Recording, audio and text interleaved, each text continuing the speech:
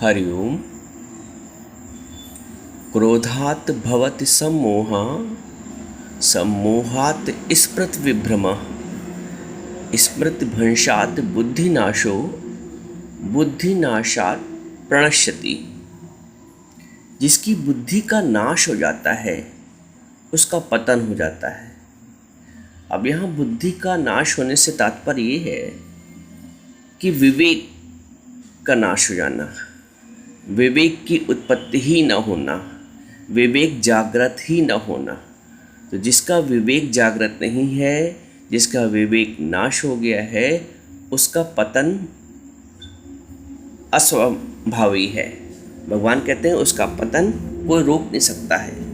बुद्धि नाशात प्रणश्यति। बुद्धि का नाश जिसके हो जाता है, विवेक का नाश हो जाता है, उसका पतन हो जाता है। अच्छा, विवेक के नाश का मतलब मूढ़ भाव, मूढ़ भाव का मतलब अज्ञान, अज्ञान का मतलब जड़ता। हैं तो हम सब चेतन स्वरूप, लेकिन जड़ता का भाव है, चेतन स्वरूप का भाव नहीं है, जड़ता का भाव है। और जड़ता के भाव से तात्पर्य ये है कि हम अपने आप को शरीर समझते हैं, जड़ शरीर जो मृत प्राय है, जिसकी अपनी कोई सत्ता नहीं है। हमने अपने आप को बुद्धि समझा है, मन समझा है, इंद्रियां समझा है नहीं। हमने गलत समझ धारण कर रखी है। गलत समझ का आशय अज्ञान है। हमने अज्ञान को धारण कर रखा है। हम ज्ञान स्वरूप होते हुए भी हमने अज्ञान को धारण कर रखा है। हम आनंद स्वरूप होते हुए भी हमने दुख को धारण कर रखा है। हम प्रेम स्वरूप होते हुए भी हमने ईर्ष्या को धारण कर रखा है। तो हमने जो धारण किया है उसको उतार भी सकते हैं। जिस तरह आप कोई वस्त्र पहनते हो तो जो वस्त्र धारण किया है, पहना है, वो उतर भी जाता है। वैसे ही जो मान्यताएं हमने मान रखी हैं, जो धारणाएं हमने धारण कर रखी हैं, उनको उतारा भी जा सकता है, उनका उन्मूलन भी किया जा सकता है, उनका बहिष्कार भी किया जा सकता है। आवश्यकता है कि हम जाने कि हमने धारण क्या किया है। धर्म को धारण किया है कि अधर्म को धारण किया है, प्रकृति को धारण किया है कि अप्रकृति को धारण किया है, प्रकृति को धारण किया है या संस्कृति को धारण किया है। हमने अज्ञान में सिर्फ प्रकृति से संबंध बनाया है, प्रकृति को धारण किया है, संस्कृति को धारण कर ही नहीं पाए हैं, धर्म को धारण कर ही नहीं पाए हैं, धर्म को जाना ही नहीं। हमने इंद्रियों के धर्म को अपना धर्म माना, हमने शरीर के धर्म को अपना धर्म माना। शरीर प्रकृति है, इंद्रियां प्रकृति है। जैसे प्रकृति जड़ है, वैसे ही ये शरीर का भाव, मन का भाव, इंद्रियों का भाव, ये सब जड़ है। तो पहले आवश्यकता है धर्म को जानने की। धर्म को जानेंगे तो मानेंगे भी। एक यदि पशु, एक कुत्ता आपके साथ कोई तीर्थ यात्रा जाता है तो आपके लिए तो वो तीर्थ यात्रा हो गई, वो धार्मिक यात्रा हो गई। पर उस कुत्ते के लिए धर्म, क्योंकि वो धर्म जानता नहीं, तो इसलिए उसके लिए धार्मिक यात्रा नहीं हो पाई। क्योंकि आपको धर्म का ज्ञान है, आपको धर्म का जागृति है, विवेक की जागृति है, तो आपके लिए वो धार्मिक यात्रा हो गई। लेकिन उस पशु के लिए, उस कुत्ते के लिए, क्योंकि वो धर्म को जानता नहीं, तो उसका बस आवा और गमन हुआ। ऐसे ही जब हम अपने वास्तविक धर्म को जानते हैं तो वो धार्मिक कार्य हुआ, धार्मिक यात्रा हुई। वरना हम संसार से आए और चले गए, आवा और गमन हो गया। जब हम धर्म से जुड़ते हैं, धर्म को जानते हैं, तब वो धार्मिक कार्य होते हैं, तब वो धार्मिक यात्रा होती है। अन्यथा सिर्फ आना और जाना होता है। अब धर्म क्या है? धर्म का अर्थ होता है धारण करना, सत्य को। हम जब तक सत्य को धारण नहीं करते हैं तब तक हम धार्मिक नहीं हो सकते। हम बस प्रकृतिवत रहे, जड़वत रहे, एक पशु अगर संबंध बनाता है मेल फीमेल से, तो वो सिर्फ संबंध बनाता है प्राकृतिक रूप से, वो धार्मिक नहीं हो पाता है। लेकिन जब एक स्त्री पुरुष संबंध बनाते हैं तो वो धार्मिक संबंध हो जाता है। इसलिए बोलते हैं धर्म पत्नी धर्मपति। तो एक कुत्ते का बच्चा पैदा होता है, तो जब बच्चा है छोटा है तो अपनी माँ का स्तनपान करता है, लेकिन वो जब बड़ा हो जाता है तो फिर माँ नहीं रह जाती है, फिर वो सामान्य फीमेल और मेल हो जाता है। लेकिन मनुष्य के साथ ऐसा नहीं है। मनुष्य को पता है, क्योंकि मनुष्य को मालूम है कि खाली वो स्वयं प्राकृतिक नहीं है, वो सांस्कृतिक भी है, वो धार्मिक भी है। धर्म ही उसको अधर्म से रोकता है। बात समझना इस बात को, कि मनुष्य क्योंकि धर्म को जानता है इसलिए वो अधार्मिक कार्यों से रुक जाता है, बच जाता है अधर्म करने से। लेकिन उसके पश्चात भी जो व्यक्ति, जो मनुष्य अधार्मिक क्रिया कर रहा है, अधर्मी हो रहा है, वो पशु के समान है।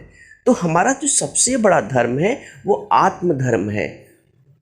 जो सबसे बड़ा धर्म है वो चैतन्य धर्म है। हम जीवन भर शरीर के धर्म में पड़े रहते हैं, यानी कि बेधर्म हो जाते हैं, अधर्म हो जाते हैं। आत्मा अपने स्वयं के धर्म में, अपने आत्म धर्म को धारण करना ही धर्म है। अपने आत्म धर्म को धारण करना ही धर्म है। यदि हमने शरीर के धर्म को धारण कर रखा है तो वो धर्म नहीं है, वो प्रकृति है, प्राकृतिक है, पर धार्मिक नहीं है। इसलिए गुरु हमको धार्मिक बनाता है। धार्मिक का मतलब फिर मैं बता रहा हूँ, धार्मिक का मतलब जब तुम धर्म को, जब तुम स्वधर्म को, जब तुम अपने आत्म धर्म को जानते हो। शरीर धर्म को जानना धर्म नहीं है, वो जड़ता है, वो प्राकृतिक स्थिति है। आपको अप्राकृतिक स्थिति, धार्मिक स्थिति, सांसारिक स्थिति में स्थित होना है। हमने मन के धर्म को अपना मान रखा है। मन जो सोचता है वो समझते हैं हम सोचते हैं। इंद्रियां जो चाहती हैं, भोग, वासना, विषय, पदार्थ, अज्ञान में हम समझते हैं कि हम चाह रहे हैं। अरे हम नहीं चाह रहे। हमने इंद्रियों का इतना संबंध, इतना तादात्म्य संबंध इंद्रियों से बना रखा है कि आंख देखती तो हम समझते मैं देखता हूँ, काम उठता है तो हम समझते मैं कामी हो गया हूँ। हमने काम को देखा। आप चाहो तो आपको काम से, वासना से रोक सकते हो। आप चाहो, अगर दृष्टा हो, जागृति है आत्मा में, तो आप क्रोध को रोक सकते हैं। आप अपने को विचार को आपने, क्योंकि आप पहले देखते हो कि कोई भी विचार अगर गलत मन में आता है तो आप उसके दृष्टा बनते हो। वो भले ही है कि आप अपने आप को रोक ना पाओ और वो कार्य कर डालो, वो अधार्मिक कार्य कर डालो, इंद्रियों से संयुक्त होकर मिलकर वो अधार्मिक कार्य कर डालो, लेकिन जागृति तो रहती है कि ये गलत है। कहीं ना कहीं इनकॉन्शियस माइंड में आपको ये पता होता है कि ये कार्य उचित नहीं है। वो पता है इसलिए होता है कि कहीं ना कहीं आपको ये भी भान होता है कि सत्य क्या है, असत्य क्या है, गलत क्या है और सही क्या है। तो सही का भाव आता है, धर्म का भाव आता है, लेकिन आप धर्म को दबा ले जाते हैं। कारण ये है कि आपका इंद्रियों का साथ इतना अधिक हो गया है, विषय वासनाओं का साथ इतना अधिक हो गया है कि आप उसी के बहकाव में बह जाते हैं। जैसे आपका पुत्र है, आप उसको अच्छे संस्कार दे रहे हैं, लेकिन उसकी संगति दोस्तों की ऐसी हो गई है कि वो ना चाहते हुए भी दोस्तों का अनुसरण करता है। तो हम ना चाहते हुए भी अपनी इंद्रियों का अनुसरण करते हैं, जबकि ज्ञान ये कहता है, धर्म ये कहता है कि आप इंद्रियों से परे हैं। आप स्वधर्म का पालन करें, पर धर्म में मत जाओ। भगवान बोलते हैं पर धर्मात भयावह। जो पर धर्म में जाता है वो भयावह हो जाता है। श्रेयान स्वधर्मो निधना, पर धर्मात भयावह। श्रेयान स्वधर्मो विगड़ा, पर धर्मात् स्वनिष्ठतात्। स्वधर्मे निधनम श्रेया, पर धर्मो भयावह। स्वधर्म ये है, भगवान कहते हैं कि जो अपना धर्म है, यानी जो आत्मधर्म है, वो सर्वश्रेष्ठ। श्रेयान स्वधर्मो विगड़ा, पर धर्मात् स्वनिष्ठतात्। और दूसरे का धर्म पालन करने वाला नहीं, दूसरे के धर्म से अच्छा स्वयं का धर्म का आचरण करना है। दूसरे के धर्म में को जानने और मानने और आचरण करने से अच्छा है कि हम अपने स्वधर्म का, चाहे वो कम गुण वाला हो, भगवान ने एक मिसाल ये भी दी है, विगुड़ा कम गुण वाला भी हो लेकिन अपना धर्म श्रेष्ठ है। स्वधर्म में निधनम श्रेय, आगे बोलते हैं कि स्वधर्म में निधन भी श्रेष्ठ है बनिस्बत परधर्म के जाने से, क्योंकि परधर्म भयावह है, परधर्म भय देने वाला है। परधर्म का आशय है कि हम आत्मस्वरूप हैं, हम इंद्रियों के परधर्म में मत जाएं, हम बुद्धि के परधर्म में मत जाएं, हम शरीर के परधर्म में मत जाएं, हम उसके साक्षी बने, उसके दृष्टा बने। इसको ऐसे समझे जैसे हम पेड़ से, वृक्ष से फल ले ले, पुष्प ले ले, लेकिन हम वृक्ष बनने का, हम पेड़ बनने का प्रयास न करें। पेड़ बनने का प्रयास करने का तात्पर्य हो गया कि हम जड़ता से संबंध स्थापित कर रहे हैं। लेकिन यदि हम वृक्ष को देख रहे हैं, पेड़ को देख रहे हैं, तो हम पेड़ का लाभ दृष्टा बनकर पेड़ का लाभ उठा सकते हैं, उससे फल ले सकते हैं, उससे पुष्प ले सकते हैं।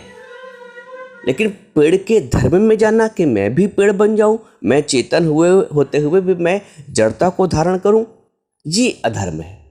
यही अधर्म है, परधर्म में जाना। तो जैसे हम मिसाल ले रहे हैं पेड़ के धर्म में मत जाए क्योंकि पेड़ जड़ है, मैं चेतन स्वरूप आत्मा हूँ, वैसे ही इंद्रियां भी जड़ है, हम चेतन स्वरूप आत्मा है। शरीर भी जड़ है, हम चेतन स्वरूप आत्मा है। मन भी जड़ है, हम चेतन स्वरूप आत्मा है। जड़ इसलिए है, मैं पहले भी बता चुका हूँ, जड़ इसलिए है क्योंकि इसमें जड़ता का भाव है, ये नश्वरता का भाव है, ये क्षय होने वाला है। शरीर भी जड़ इसलिए कह रहे हैं क्योंकि शरीर क्षय होने वाला है। मन को इसलिए कह रहे हैं कि मन भी क्षय होने वाला, बदलने वाला है। जो चीज बदल रही है वो जड़ है, जिस चीज का विनाश है वो जड़ है, जिस चीज का अभाव है वो जड़ है। भगवान बोलते ना सतो विद्यते भावा, ना भावो विद्यते सता। जो सत्य है उसका अभाव नहीं है, और जो जड़ है उसका अभाव ही अभाव है। जड़ रहने वाला नहीं है, परिवर्तनशील है। एक पत्थर की चीज भी, एक लकड़ी की भी चीज भी, आपका मकान भी देखो बदलता है, स्वरूप बदलता है, चाहे वो 100 साल बदले, लेकिन वो भी खंडहर की ओर बढ़ता है। हर चीज नश्वरता की ओर बढ़ रही है। तो जो नश्वरता की ओर बढ़ रहा है वो जड़ है, वो अप्राकृतिक है, वो अधार्मिक है। तो शरीर भी नश्वरता की ओर बढ़ रहा है, मन भी नश्वरता की ओर बढ़ रहा है, बुद्धि भी नश्वरता की ओर बढ़ रही है, इसलिए ये अधार्मिक है, अप्राकृतिक है।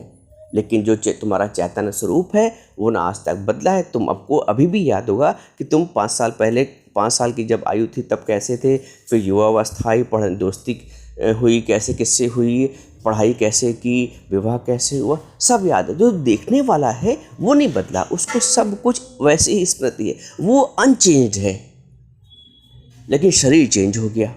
तो जो अनचेंज्ड है वो आप हैं। जिसने देखा अब तक की आयु की जो लीला है, आपने अपनी लीला को देखा है ना, कि बचपन में कैसे थे, जवानी में कैसे हुए, बुढ़ापे में कैसे हुआ, क्या क्या मिला, क्या क्या पाया, क्या क्या खोया। जो दृष्टा है वो नहीं बदला है। तो आप वो दृष्टा हैं, आप वो साक्षी हैं, आप वो चैतन्य स्वरूप हैं, और जो बदल गया वो जड़ है। सिंपल सी बात है। जो नश्वरता की ओर बढ़ रहा है वो जड़ है, जो अनश्वर है, जो अनचेंज्ड है वो चैतन्य है, और वो चैतन्य आप है। इसलिए भगवान बोलते हैं कि पर धर्म में मत जाओ, यानी कि शरीर के धर्म में मत जाओ, इंद्रियों के धर्म में मत जाओ। तुम अपने आत्मस्वरूप में रहो। आत्मस्वरूप में द्वंद्व है ही नहीं, अच्छा बुरा, लाभ हानि, दुख शोक, मान अपमान। भाई अब आकाश है, आकाश में द्वंद्व नहीं है। अब आकाश को तुम अच्छा कहो, बुरा कहो, उसका मान करो, अपमान करो, उससे मतलब नहीं है, वो निर्लेप है। ऐसे ही हम भी आत्मवत होकर निर्लेप हैं। हमको क्या अपमान कर सकता है, हमको कोई क्या अपशब्द कह सकता है। हमारा कोई क्या बिगाड़ सकता है आत्मस्वरूप होके? शरीर हो गए तो सब कुछ बिगाड़ होगा, मन हो गए तो बड़े जल्दी बुरा मान जाओगे। लेकिन ना मैं मन ही रहा, ना मैं तन ही रहा। गुरु ने इन दोनों भावों से ऊपर उठा दिया। सतगुरु मिलने से झगड़ा खत्म हो गया। झगड़े तभी खत्म होंगे जब हम आत्म स्वरूप में आएंगे, हम जब अपने स्वधर्म में आएंगे, हम जब अपने मूल स्वरूप में आएंगे। इसलिए भगवान ने बोला है, श्रेयान स्वधर्मो विगुणः परधर्मात् स्वनिष्ठितात्। स्वधर्मे निधनम श्रेया परधर्मो भयावह। परधर्म में मत जाओ, भयकारी है, भयावह है। अपने आत्म स्वरूप में आ जाओ, अपने आत्मधर्म में आ जाओ, अपने सुख स्वरूप में आ जाओ, अपने आनंद स्वरूप में आ जाओ, निर्द्वंद में हो जाओ। द्वंद्व मत पालो, द्वैत है ही नहीं। मात्र चश्मा लगाने से पढ़ना नहीं आता है। एक देहाती व्यक्ति एक चश्मे वाले की दुकान पे गया, डॉक्टर की। तो वहाँ एक पहले से आदमी बैठा हुआ था। उसने डॉक्टर साहब से कहा, डॉक्टर साहब मुझे एक पढ़ने वाला चश्मा बना दीजिए, हमारी आँख को ऐसा सेट कर दीजिए, ऐसे चश्मा बना दीजिए जिससे मैं पढ़ सकूँ। डॉक्टर ने वैसा उसको टेस्ट कर दिया है नंबर, और उसने जब उसका चश्मा लगाया तो उसको पढ़ना आ गया, फटाफट पढ़ने लगा। और वो जो देहाती व्यक्ति ये सब देख रहा था, उसने सोचा कि चश्मे से पढ़ा भी जा सकता है। तो उसने फिर डॉक्टर साहब से कहा, डॉक्टर साहब मेरा भी चश्मा बना दीजिए, मैं भी पढ़ सकूं।